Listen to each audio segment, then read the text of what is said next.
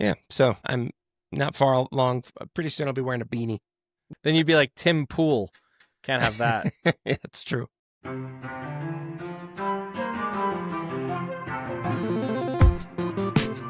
All right, everyone, warm up those brains. It's time once again for the Get More Smarter podcast. This is episode 244. I'm Jason Bate. I'm Ian Silveria. This week on the Get More Smarter podcast, we took a little break to celebrate what is potentially the last Independence Day for the nation as we know it. The big bullshit bill passed and was signed into law despite some of the worst provisions getting kicked down the road until after the midterms, of course. Then, Gabe Evans is the biggest liar in Colorado, practicing a brand of technically correct but actually lying not seen since Cory Gardner was booted out of office in 2020. Then, the people who brought us the pizzagate lie about Democrats running a satanic child sex abuse conspiracy have suddenly decided the Epstein files don't exist and don't matter. And it's absolutely 100% because Donald Trump is all over them. We know this. It's in court records. Then, every Tuesday is Taco Tuesday when you're Donald Trump's tariff policy. Next, Elon Musk is starting a third party nobody asked for. We imagine what it might be like if that idea didn't suck. And finally, there's no Colorado Democrat like a Colorado Republican, at least when it comes to defeating other Colorado Republicans. Indeed. Well, let's start out with the big, beautiful bullshit bill that passed right before we took our July 4th holiday. You know, 249 years, I just want to really quickly say, yeah, pretty good run. If we don't make it to 250, we'll have to just celebrate that. Yeah, not so bad. There'll still be a July 4th, one or the other. Unless they change it to like the Donaldian calendar, in which case every day is July 4th. In case you also took a break, the Senate passed a worse version than the House bill that we've been talking about for months, and that one contained more than $1 trillion in Medicaid cuts. The House turned around and got it repassed through the reconciliation process. President Trump signed it on July 4th. Are you surprised? Not really. No. I mean, like, this cake was baked from the time that it passed the House because they all already took the votes that are going to end their careers. Yeah. So there was really no going back from the political side. And then on the practical side, like, Donald Trump is very good at threatening Republicans and getting them to do what he wants. And that's what happened. There were a few squeaky, weak-kneed people that were thinking about going the other way. That one vote was open for like 12 hours or 20 hours or something ridiculous like that. And they have one job. It's to go to Congress to cut taxes for rich people. And that's what they do. You contrast this with President Biden's Build Back Better. I think we talked about this last time. BBB. That was doomed because it was too many things at once and too much spending and not enough whatevers for whoever else. Republicans understand the assignment. It's a top-down operation. The boss tells them what to do. They all get in line. They all sealed their fate. And they did. Were you surprised? Well, you know, as we talked about, I thought it might not. I didn't think it would make it. And I thought that because there were so many Republicans making very strong statements about Medicaid cuts or energy credits or being worried about increasing the deficit. There were people like Don Bacon of Nebraska, a Republican, who announced he wouldn't seek re-election, seemingly because he wasn't happy with being strong-armed on this bill. And then he voted yes on it. Yeah, classic mistake, taking Republicans at their word. Probably shouldn't do that. That was the lesson for me. Nothing Republicans say means anything anymore. Nothing. And unfortunately, a person for whom I had a pretty good deal of respect that is not as high as it once was, our friend, former friend, the bread sandwich, Jeff Hurd, went right ahead and did the same thing, didn't he? Twice. We mentioned. Yeah, he tried this move, right? He had this letter and this vote and then this vote and then this letter. Before the first House vote, he signed on to a letter saying, I couldn't possibly vote on a bill that included these Medicaid cuts. And then he did. And then after that, he signed on to a letter saying, I couldn't possibly vote on Medicaid cuts that are in the Senate version of the bill. And he did. So I watched the whole thing because Brittany was there and I was home with Davis and I wanted him to see Mom on TV. And she was like kind of milling around while this was all going on. So he like waved to her. I texted her. She waved back. It was a very cute moment. The fans on Blue Sky really liked it. But I saw Jeff Hurd down there taking selfies with, I think it was Boebert, maybe Crank, maybe Evans. like after the bill passed, like this is such a good thing. Like I don't get this guy's vibe at all. Maybe he thought that he had a stronger will than he does. I don't know. But then why celebrate it? Like cast your vote and like walk out in shame. Like what's with the fucking like celebratory photos, man? That's what I don't get. Maybe all the other stuff was just a lie. All the letters, all the I'm what worried end? about He rural took health the care. vote. Like he took the vote. Like I actually do believe that he is genuinely concerned about the effects of his own actions. But I also believe that he's just like terrified of MAGA and Trump. And maybe it's from a career side. Maybe it's from a personal safety and security side. Something we unfortunately know too well. But still, it's like you could have been a hero for the people that sent you to Congress. He could have just done the right thing. This is going to screw his district worse than any other district in the state. Right. I just don't get it. Like I said, the lesson for me is that whatever Republicans say, ignore it. Missouri Senator Josh Hawley for months. Right. We can't cut Medicaid. We can't cut Medicaid. He signed it.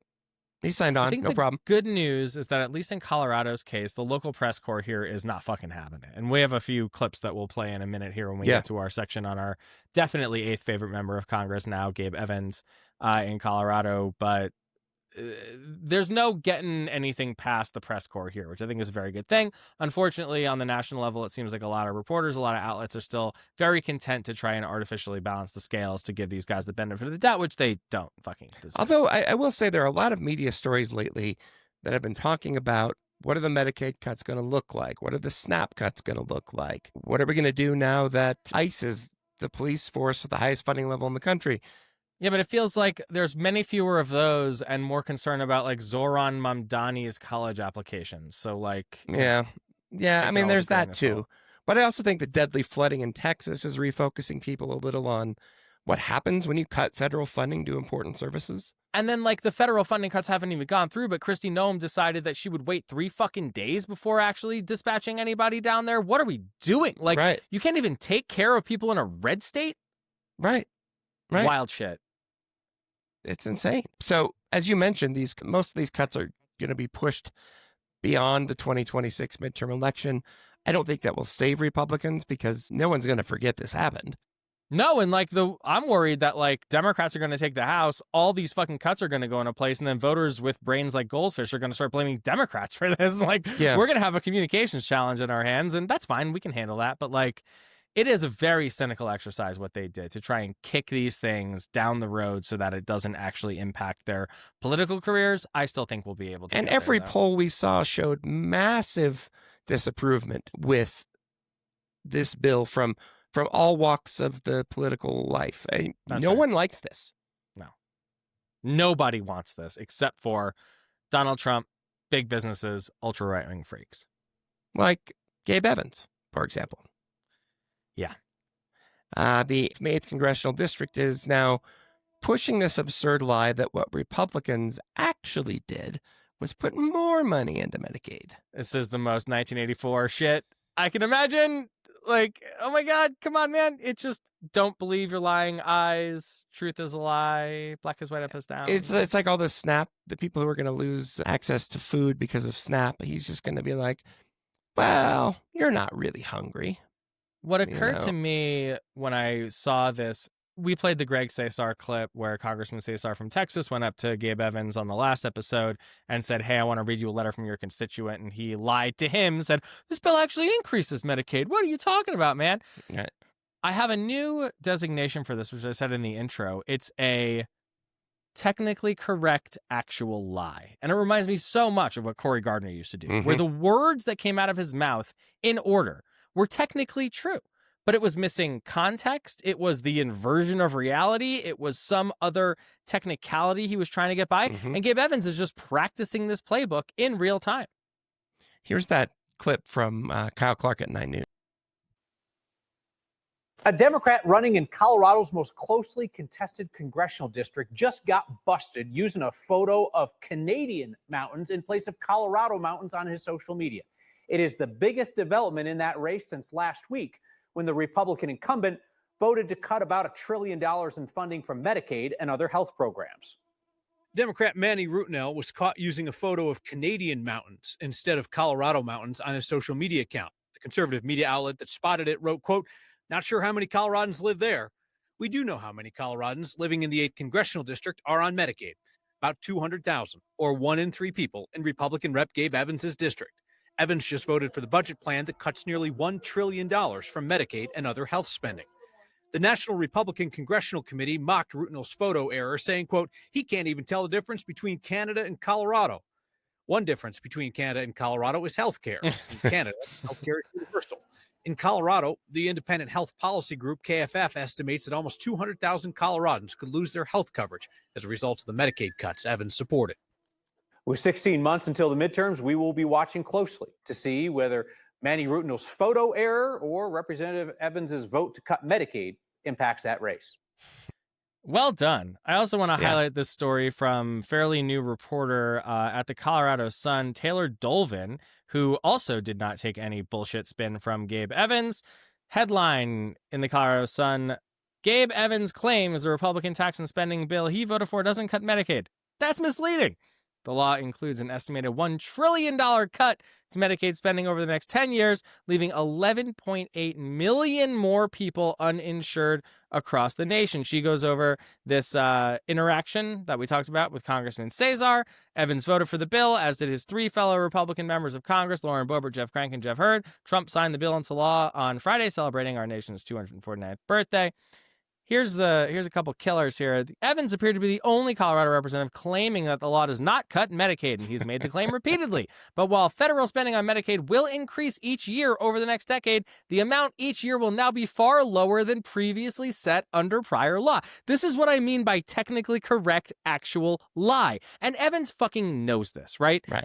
The article goes on to say, in fact, the law will cut federal spending on Medicaid by about $1 trillion over the next 10 years, according to the most recent analysis from the Congressional Budget Office, nonpartisan independent agency, part of the legislative branch tasked with providing lawmakers with economic analysis. The CBO analysis shows 11.8 million people across the country will lose health insurance by 2034 because of the law that Gabe Evans voted for. Right. Right. I mean, this is sort of like saying, I'm going to give you $100 raise this year, and saying, I know it's not a lot, but it's more than you've ever made before. It's also like saying, I'm going to give you $100 raise this year, but I'm going to cut your pay for this year right now. Or, but where I was going at that is that it doesn't take into account inflation, or right. So that $100 extra, maybe that's more than you ever made, but your spending power is less. The only question left here is Gabe Evans an idiot or a liar? He's a liar. He knows what he's doing. He knows what he's doing, right? Nobody makes these comments thinking that they're true. He's probably unearthed this technically correct nugget of, after the cut, the increase goes up each year, and it's just like holding on to that for dear life. But that assumes that your voters are stupid. That assumes that your opponents are unable to prosecute the case against you, and that assumes that people will fucking believe a word that you say after you lie to them and cut them off. And the media is not buying it. This is what's lucky. Colorado Sun, 9 News, CPR, Denver Post, all the local. Colorado's so lucky. We still have this like very robust traditional media ecosystem here. None of them are buying it. All right, let's talk about our dear leader. I hate Trump time, Jason. I hate Trump time so much. This could have been Kamala's corner. This could have been Kamala's coffee clatch. This could have been a lot of fun, man. And it's not. It sucks. It does suck. Although this first item is, it's amusing, at least in some ways. The Epstein files, which you've heard forever, that Donald Trump talking about him, J.D. Vance talking about him, that this is going to be a big thing. We're going to elect us to the White House. And they handed out binders to right-wing influencers on the fucking White House lawn saying, like, here's the Epstein list. Go share it. We're going to show you the truth. Right. Yeah. Yeah, they then just said recently there are no files. There's no client list. There's no anything. It's because Donald Trump's in them, right? It has to be. There's no other explanation. No, there's no other reason. And, right-wing voices aren't buying it either. Here's Ryan Schuling from KHOW Radio here in Denver. Okay, how the Here it fuck is. did this guy get a radio show? But X is not real life. Not necessarily. So you have all these influencers show up at the Capitol, and they're all holding up these binders like, here we go, we're finally going to get the Epstein files and the truth, and, you know, who's on Epstein's list. And what we've gotten over these last 72 hours just isn't satisfactory. And I have to imagine the likes of Benny Johnson, Jack Posobiec, they feel like they've been hung out to dry. And they kind of were made fools of, stooges of, out on the White House lawn. Oh, I got this binder. It's a binder full of crap. You know, according to Pam Bondi now, according to Kash Patel, according to Dan Bongino, leadership at the FBI, there's nothing to see here. There are no Epstein files. There is no Epstein list. There were no clients. Epstein killed himself. She's saying Maxwell's in prison because of nothing? Because she just trafficked underage women for Jeffrey Epstein himself? Is that what we're to believe here? We know that's not true.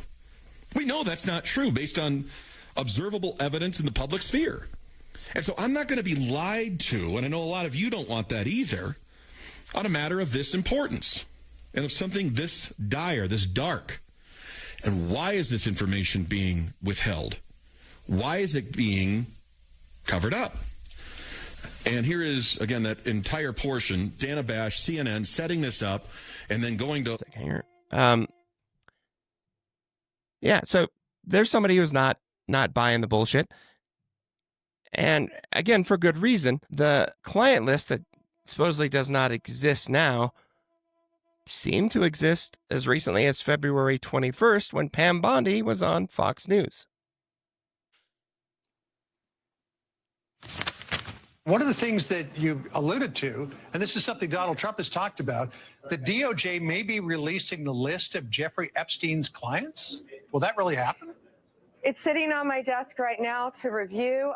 That's been a directive by President Trump. I'm reviewing that. I'm reviewing JFK files, MLK files. That's all in the process of being reviewed because that was done at the directive of the president from all of these agencies. Oh, yes, it was a directive of the president. The app is sitting on my desk. Jesus Christ. What? Now it just doesn't exist? What? But- Yeah. Okay. Did you see this fucking press conference that Trump had in the cabinet meeting about this shit? Is this someone who raised like, why are you even asking me? God, just watch this. Your memo and release yesterday on Jeffrey Epstein, it left some lingering mysteries. One of the biggest ones is whether he ever worked for a American or foreign intelligence agency. The former labor secretary who was Miami U.S. Attorney Alex Costa, he allegedly said that he did work for an intelligence agency. So could you resolve whether or not he did? And also, could you say why there was a minute missing from the jailhouse tape on the night? Yeah, sure. If I Pam, could, could I just interrupt for Sure. 1 second? Are you still talking about Jeffrey Epstein? Has been talked about for years. Who's talking about Epstein? What do you mean We Epstein? have Texas, we have this, we have all of the things. And are people still talking about this guy, this creep? That is unbelievable. This creep that you're photographed with like several dozen times and have That been you talked about all the time, all the time, in 2024. fucking relentlessly. Look at this. We should put this up here. Here's a J.D. Vance tweet from September 2021. He says, "Remember when we learned that our wealthiest and most powerful people were connected to a guy who ran a literal child sex trafficking ring, and then that guy died mysteriously in jail, and now we just don't talk about it?" Well, maybe that was an instruction. Now we just don't talk about it. Now we just don't talk. Nobody talk about it. There are always a few Republicans, however, who are going to buy into this, including the El Paso County Republican Party, which is promoting a story on Facebook saying the deep state destroyed the files and the client list. Wait a second. I thought Trump and Elon Musk got rid of the deep state, man. If by the deep state you mean Pam Bondi, you might be right. Former CIA officer says that the deep state likely destroyed Epstein documents before FBI Director Kash Patel and I see heroes Kash Patel and Dan Bongino were there, but it was the deep state that stopped Except them. Pam Bondi had it. This is so fucking stupid. I hate it here so bad. We'll talk about this a little more in quick hits, but people are, again, the MAGA people are not happy about this. Well, it was like their central operating belief system for a really long time that there's like some kind of conspiratorial Democrat-led child sex abuse ring connected to Congress and the White House and all this kind of stuff. And it very well may be, but it fucking might be their guy. Right. It almost certainly is their guy. Jesus Christ. Well, this is around the time when the Trump tariffs were supposed to go into effect after his 3-month pause from April. And it looks like it's taco time again. Taco, of course, is Trump always chickens out. Remember the White House trade advisor, Peter Navarro? He predicted 90 deals in 90 days back in April. When was the deadline for that? When was that? I think day? it was July 9th, maybe? That's right. The 90 days have come and gone, and the tally of trade deals stands at 2. 2! One with the UK and one with Vietnam. So it's the 70s, baby. 90 deals in 90 days, or 2 in 90 days. Off by 88. Not bad. So the big taco extended the negotiation deadline until August 1st. Sure. But he's also doing something else now. He told the cabinet earlier in the week that past presidents who hadn't aggressively deployed tariffs were stupid and that it was too time-consuming to try to negotiate trade deals with the rest of the world. So it was easier to just send them letters.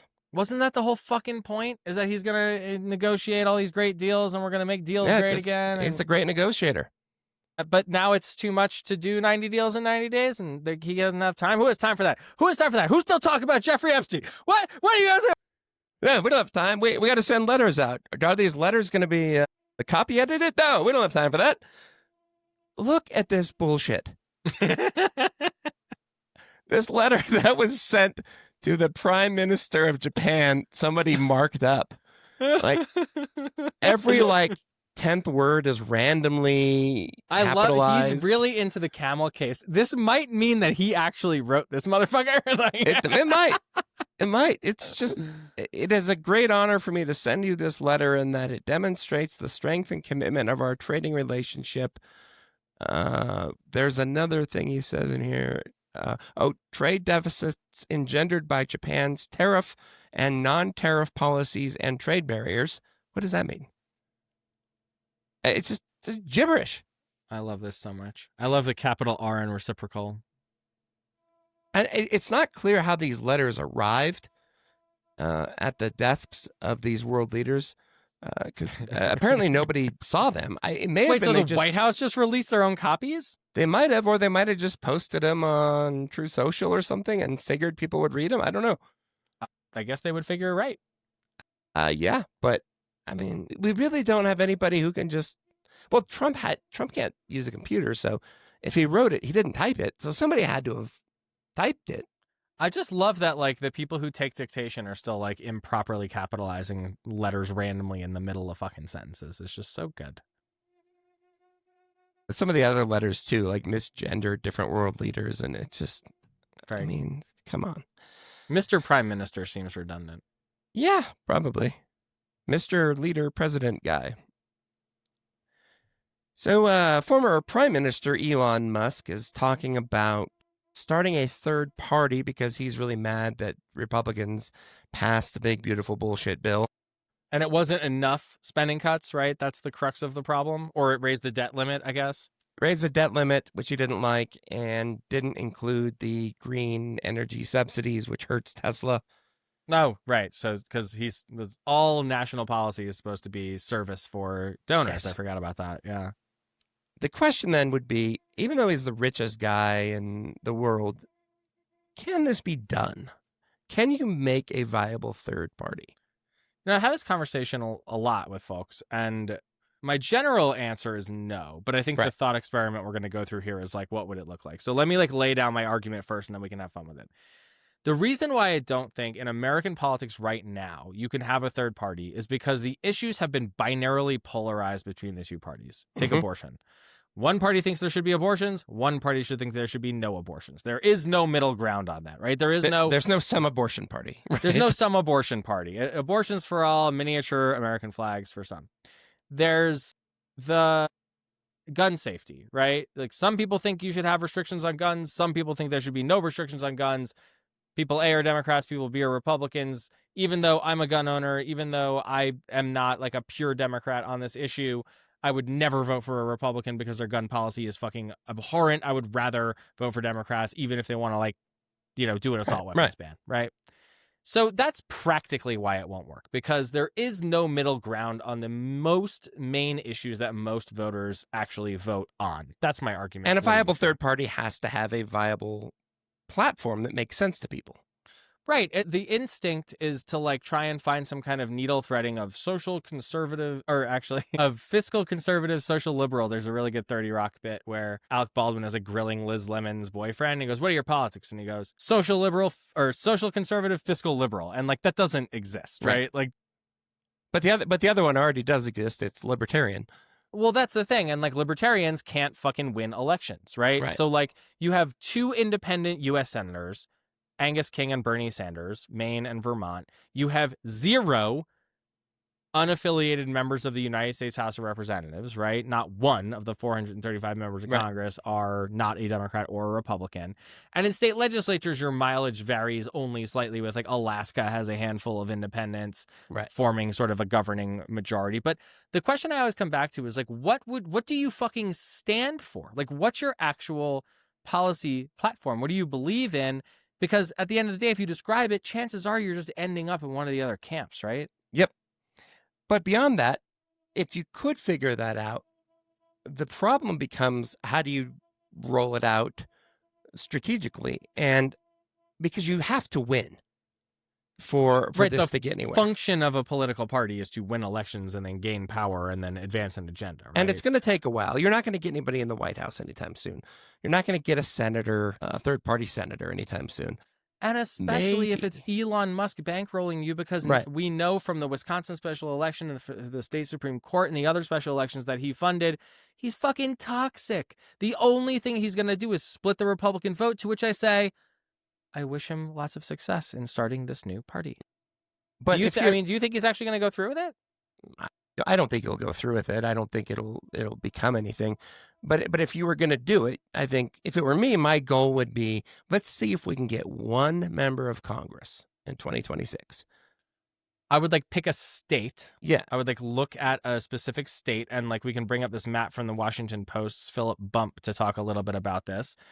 Voters registered as members of third parties. California has the largest number, but they also have the largest number of human beings, so that's probably a little bit misleading. Colorado is like disproportionate. Nevada looks like it has quite a few. So I'd look at like Arizona or California, and I'd like find the concentration in a congressional district or something like that. And I think like I'd probably start with the state legislature and then like get that person a lot of wraparound support, a lot of communication support, a lot of press support, and then try and build their profile so that you could get them into Congress eventually. Right. I mean, that's the longer route, but I think the more immediate route would be, for me, I would say, can I get one person into Congress? Right. So that we can, then we've got a figurehead. Then we've got somebody. And a foothold, right? Yeah, we can say, look, this works. It's a proof of concept. Right. And I mean, people will like misread voter registration like information and say like, oh, like 49 or 50% of Colorado voters are registered unaffiliated. Right. But that doesn't mean they're moderate or independent or third party. Often it means they're to the left of the Democratic Party or to the right of the Republican Party. It just means they don't want a DRR. That's all it means. That's all it means. And in Colorado, like there's really no functional reason, because we have open primaries, because we have like lots of democracy, because we mail everybody a ballot. Like unless you're like dying to sit in a fucking party assembly or caucus, there is no reason really to register with a party right now in this state at least. Right. No, it's an argument you and I hear a lot, and it drives both of us insane. That the idea that unaffiliated voters are some sort of block of voters. They're not. They're not. They're all over the place, and like they tend to follow the demographic trends of their districts or others. In Colorado, they're more likely to be Democrats. Yeah, you can like just look at the Kamala Harris results and look at the registration data and say like a significant majority of unaffiliated voters lean left. Right. One of the reasons a third party might be helpful for Republicans here in Colorado is because Colorado Republicans like nothing else more than shanking Colorado Republicans. And this is one of the reasons, this is a brief aside before we get to the main point. Yeah. This is one of the reasons why like the left going after Democrats all the time is like one of the more annoying things that we see. Yeah, agreed. You're just replicating the behavior of the losingest losers known to man. One of the reasons why Democrats are in power in Colorado doing lots of good things that lots of people who call themselves leftists actually support, like paid family leave, like universal pre-K, like free school meals, yada, yada, is because Colorado Republicans have defeated themselves so thoroughly that we have a governing majority in both chambers and in uncontested governor's race in terms of which party is going to actually control it, right? Right. And so right now, there's a big kerfuffle that's rising to the level of out-and-out scandal that's bringing all of the House Republicans at the State House into trouble. This is because of an election for House Minority Whip that was open because the previous whip, Ryan Armagost, a Republican from up north, he resigned to move to Arizona, but also because Republican groups like Rocky Mountain Gun Owners sort of shamed him out. So there was this open seat for Minority Whip, the third most powerful position in the minority. Boxwine Which Brandy, is being the third most powerful person at Neverland. Yeah, sure. Representative Boxwine Brandy Bradley of Littleton wanted the job, but so did Representative Ron Weinberg I think he's from Loveland. Yep. Curiously, a bunch of sexual harassment allegations surfaced online about Weinberg right about this time. The allegations are gross if they're true. We won't get into them in detail, but it's Weinberg saying sexually explicit things allegedly to people at a leadership program of the Rockies event. I don't know. I have no personal information about whether any of this is true or not, but there's no question that the timing is odd. Yeah, I mean, this guy's been in office for 4 years, right? Yeah. And I mean, again, like going for minority whip is like going for middle school class secretary. Yeah. It has no impact on anything at all. But like, it is not uncurious that all of a sudden these allegations show up when he's in this leadership race. But again, like when people poke their head up and say like, I want to be somebody, that does tend to prompt people who have had experiences like this, as horrible as they are, to come forward and say like, hey, by the way. And I mean, you should go read this article in the Colorado Sun. Jesse Paul did some pretty good reporting on this. It is not good stuff. It is horrible to read.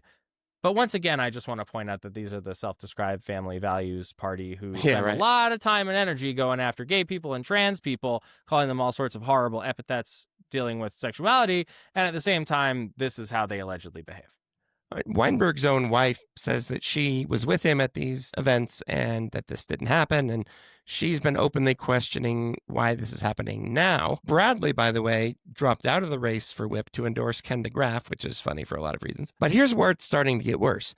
Bradley now says she is the victim somehow. Yeah, here she is on the Ryan Schuling show again on K-How.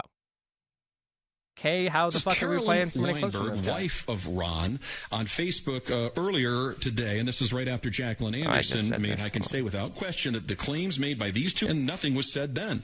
The moment he announced his candidacy for House Whip against Brandy Bradley, suddenly these attacks appeared. No family wants to endure this. No person deserves to be slandered for political gain. Are we now at the point where anyone can make a claim about something supposedly said and destroy someone's life without proof? What happened to due process? Politics have become so hateful. What happened to due process? Yeah, great question. From Carolyn Weinberg in defense of her husband, Representative Ron Weinberg. She implicated Representative Brandy Bradley. She joins us right now. Brandy, your response to what you just heard. Hey, Ryan, I just think it's funny that Carolyn is speaking for her husband and is going to slander me after I announced my candidacy for whip. I didn't even know he was going to run for minority whip. And I certainly haven't talked to any of these women coming forward. I don't know anyone in Larimer County. And I find these accusations, maybe I should get my own lawyer, Ryan. She because I'm not going retweeted to sit here and be all of these allegations. Problem child or the witch hunt coming after me. I mean, they also blame me for someone looking into his Tracer account. You know, he's not coming forward and have an accountability and transparency. He's hiding behind a lawyer, and he's hiding behind slandering me through his wife. And I will not stand for it, and I will not tolerate it. It's like he's never met me before. So Bradley's taking this one step further. Now she says she has problems previously with Weinberg. Form of these two post-victim impact statements. What was your view of Representative Weinberg before all of this? What is it now? And in your mind, does he need to resign? Well, I went to leadership about my own problems with Representative Weinberg. I wasn't going to air that dirty laundry, and they told me to file a workplace harassment against him. And that was the only thing that I could do. I have plenty more to say. I'm going to wait and go through those proper channels. But Carolyn Weinberg sat there and listened to her husband discuss blowjobs on another representative that was at the table the last night of session, and then talked about another representative who was waiting for marriage to have intimate relations, and she wasn't even at the table. I love so I'm not going to say this stuff now. Okay, well now I am. These things come forward. I am not going to sit here and let her go nuclear on me and pretend like I am the reason for his bad behavior. I will not do it. Now, Representative Bradley.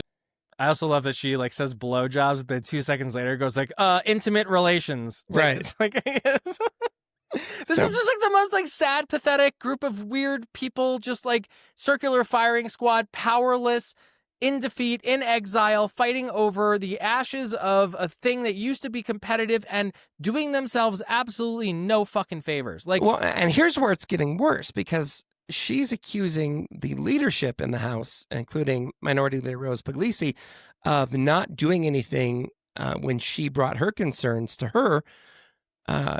Before we started recording, Puglisi put out a statement saying this is not true. So now there's this huge controversy that is blowing up that seemed to all start based on some bitter nonsense about who was going to be the minority whip. And now there's this whole can of worms.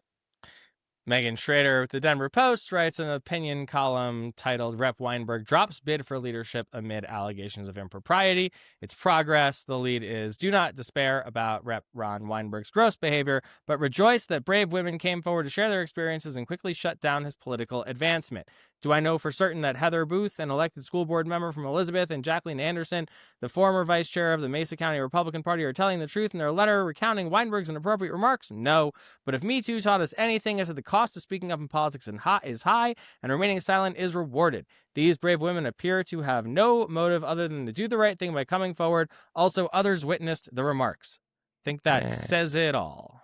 I don't know if that's true necessarily, but she also goes on to praise Rose Puglisi for, doing something about this. But Puglisi also opposed the effort to create a new, basically, HR department to handle this stuff in the legislature. So none of these people their hands aren't clean. Let's just put it that way. But again, none of this needed to happen. This is a crisis of their own invention. That's right. We've got some 2026 updates, and this is a good transition because we can finish up talking about Republicans eating their own as well. Failed 2022 gubernatorial candidate Heidi Ganahl was guest hosting the Dan Caplis show on right-wing radio and took a big old shit on State Senator Barb Kirkmeyer's hopeful campaign for governor. Kirkmeyer lost the 2022 race for Congress in the 8th Congressional District to Democrat Yadira Caraveo. That was the same year that Ganahl got hammered by 20 points trying to unseat Governor Jared Polis. Kirkmeyer has long been a rumored candidate for governor, and as the Colorado Times Recorder reported recently, somebody has registered a bunch of Kirkmeyer for governor domain names. Now, of course, you should take Ganahl's advice with a grain of salt, considering, again, that she lost by 20 points in 2022 and made a fool of herself, saying kids were dressed up as furries in schools across Colorado. Just an anti-trans smear that has no business, it's not true at all, is a bunch of bullshit made up in order to scare parents about their kids' gender identities. Here's Ganahl's other advice for would-be candidates. No. Yeah, and he had the NRCC behind him. Right. Like, they wanted to play nationally in that race. And same in CD3, and that makes a huge difference. If you don't have the RNC or the RGA, which is the Governors Association, or the NRSC, which is the Senate, which I don't think the National Senate Committee is going to put any money into in the Senate race here, then that's a big issue. That's $10, $20, $30 million that you're missing. And the campaign finance laws make it incredibly difficult to compete with that without a PAC or outside dark money to make that happen. So I think our candidates need to start talking about how they're going to raise the money to be competitive, how they're going to deal with election integrity, how they're going to deal with the liberal media. Like, how are they going to get their message out? They're not calling Rocky Mountain Voice and saying, hey, we need to help. We need to get you guys, reaching out. No one's calling Rocky Mountain Voice. I just, it's a little discouraging. And I would say that the candidates who do come out of the gate and can talk about solutions for those problems are going to have a better shot at winning the primary. Shit, I had the wrong clip again. So the clip I'll put in here is her saying that candidates need to talk more about election integrity and fraud. Well, she did just say that. That was in there. Yeah, but she goes into it more detail. Oh, like a little more. Yeah. Oh, so she's still on the big lie? Yeah, she's still on the big lie. I don't know why she thinks there's any fraud in a 20-point loss. Like, That's going to be a lot of fraud. No, that'd be a hell of a lot of fraud. But her basic advice is, you should be talking about election integrity. I say go ahead and take that advice. Right. Maybe it'll be a 22-point loss against either Phil Weiser or Michael Bennett. That's right. But again, Republicans eating their own, kneecapping Barb Kirkmeyer for no good reason at all. Every Democrat of the year is actually a Republican. That's the truth. There is a Republican candidate for the U.S. Senate. Ooh, who is it? Nobody good. Former state lawmaker and failed 2024 congressional candidate Janak Joshi will seek the nomination to run against John Hickenlooper. I think I've told you I was a legislative aide with his daughter way back in the day. He's actually been nothing but nice to me. But yeah, no, he's not going to be in the U.S. Senate with all due respect. No. I don't know if he'll be the only candidate for Republicans, but that's the caliber of recruit we're talking about here. I mean, like, Joe O'Dea against Michael Bennett, 2022, absolute blowout. Credit where it's due. O'Dea's staff was able to lie their way into making this seem like a competitive race to people who don't know better in Colorado for a couple of minutes there. But that was a 15-point blowout. Yeah, and we had said all along, this isn't happening. Bullshit. Yeah. And it didn't. It's not going to either. John Hickenlooper is going to be reelected U.S. Senator. Democrat Phil Weiser or Michael Bennett are going to be governor. Write it down in Sharpie. Yep. And Diana DeGette, the dean of the Colorado delegation, she's a Democrat from Denver. She's been there for somewhere around 230 years. My friend said that she and everyone she knows took a trip to D.C. on a field trip when they were younger and met their congresswoman, Diana DeGette. Yeah, Diana DeGette was, she went door to door with Paul Revere, I think. Oh, come on. Hey! Anyway. Paul Revere, actually not really the guy. It was a dude named Israel Bissell. Fun fact. Yeah, but it's harder to make a song about a guy named Israel Bissell. It just doesn't lend itself to No, it doesn't rhyme as well. No. DeGette has gotten a primary challenger by the name of Milat Kiros. She's a 28-year-old barista / former lawyer / PhD candidate. She's apparently from Aurora, but hasn't lived here for a long time. She moved to New York after getting her law degree in 2022 and said she lost her job as a corporate attorney after posting an online opinion piece that defended Palestinian protesters. I mean, she's trying to make this into like a big free speech thing, but you can't really, when you've got a corporate employer, you can't really put stuff out under your own name. That it was also like the piece was quite a bit more radical than that, and I'm sure, but I just mean in general, like totally, your boss doesn't like it. That's you got to take it down. That's just how it works.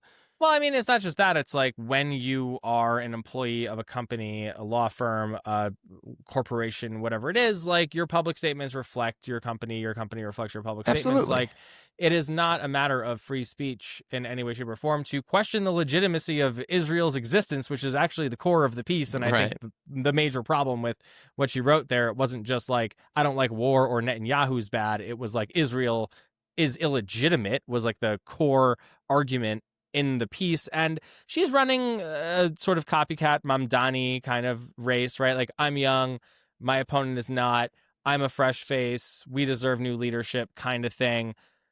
But in terms of like voting record, what she would do, would it be any different than Diana DeGette? Right. No. And I got to tell you, it really annoys me when you get candidates like this who pop up out of nowhere that haven't done anything to help Democrats in Colorado that I'm aware of. And they say Democrats aren't doing enough. And the solution is to back me instead. Yeah. And it's also like, for what it's worth, like Brittany got elected to the state house when she was 29. She got elected to Congress when she was 39.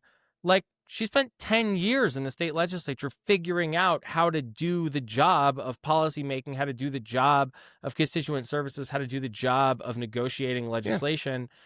Yeah. There's 65 seats in the House and 35 seats in the Senate. Like, I'm not saying you're not qualified for Congress. I'm saying try something that you can win and then use that as a platform to get somewhere else later. And learn about the job. Yeah. It's important to be good at this. This is not a reality show. This is not trying out for a sitcom. This is the United States House of Representatives. And yes, Republicans have turned it into a fucking clown show, but like Democrats deserve real leadership who can go to Washington and do shit and get things done. And like, if you're using this as a way to like make a point about some niche issue of yours, I say there are plenty of young people in the state legislature. There are plenty of young people on city council. Great place for it. There are plenty of young people in Congress too, but like, get your chops. Yeah, when people say people love to use the idea. I don't know if Milad Kiros is using this, but they like to say, I'm not a career politician, which to me says, I don't know what I'm doing. The second you file paperwork to run for office, you're a politician. It is an ontological designation, which means an office seeker. Right. That's what it is. And again, though, like in no other job would you play up the fact that you have no experience in that job. I'm not a career doctor, but you should hire me. Hand me that scalpel. Right. It makes no sense. All right, let's do a couple of quick hits and get out of here. Our fuck around and find out of the week, as promised. We're going right back to the Epstein case and this great mashup of Republican responses from MSNBC. Turns out nothing to see here. Well, now that same right-wing media ecosystem is absolutely fuming.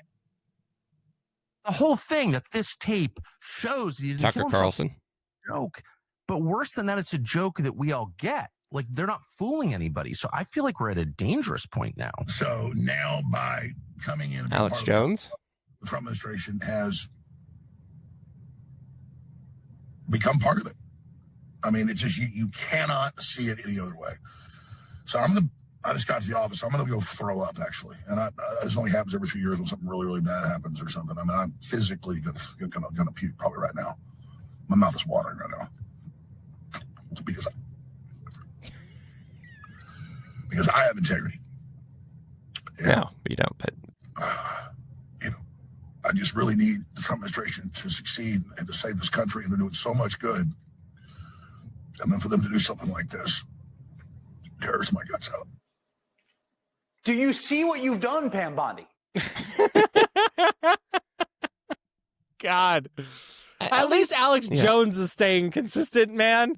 Yeah. And I do like I've got integrity, said the guy who insisted that Sandy Hook was fake.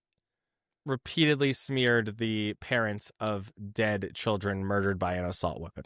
Yes, that's some integrity. But again, I do appreciate that at least some of the MAGA people aren't buying this nonsense.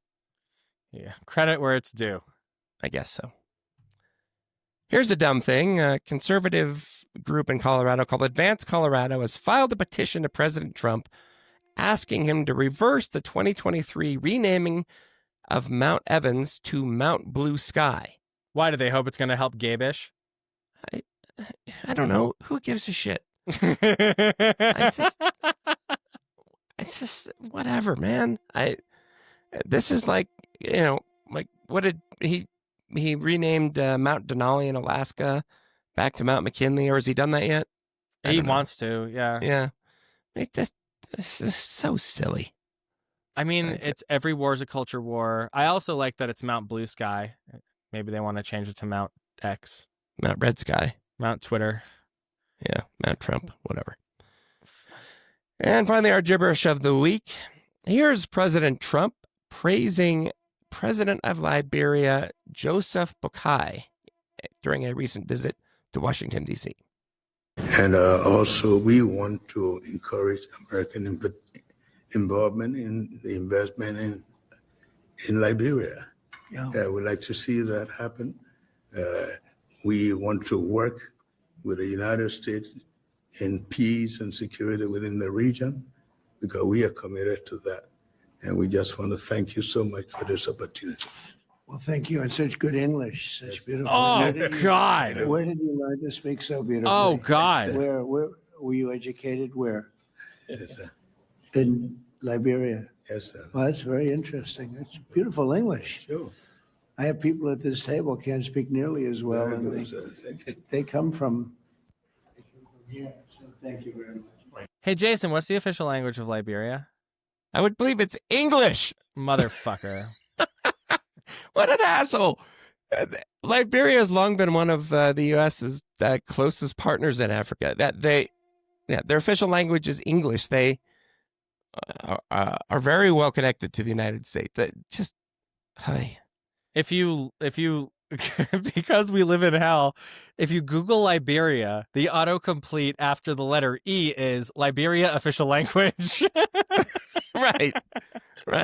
Like it's so obvious that it's like, here's a black guy from Africa. How could he possibly speak English? He's got an accent. Does he ask the Irish?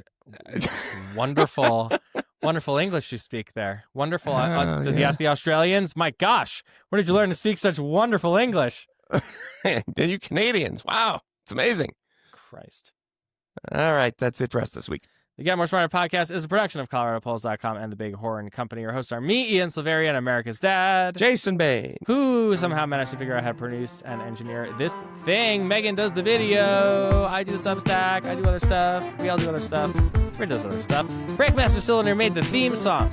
This week's listener feedback comes from Angela Thomas of Douglas County, Colorado, who not only helped defeat the stupid home rule power grab, but got more votes in the at-large race to serve on the commission that won't need to exist because she beat those bastards than the sitting Douglas County commissioners who ended up in 4th, 5th, and 6th place. We salute you for your work, Angela, and your dual victories. Thank you so much for listening. Get your shots while you still can. Protect your trans kids, your autistic kids, your immigrant kids, and any other kids in your life. Really. Subscribe on YouTube, Apple, Spotify, or wherever you get your podcasts. Rate the show and leave us a review on Apple Podcasts. If you got more smarter, it actually helps a lot. Find us at getmoresmarter.com, where you can sign up for bonus content in our Substack. And please send all angry and non-angry rants to at getmoresmarter.com. Other shit to Ian at getmoresmarter.com, and other shit to Jason at getmoresmarter.com. Thank you so much for listening, and we'll see you next time.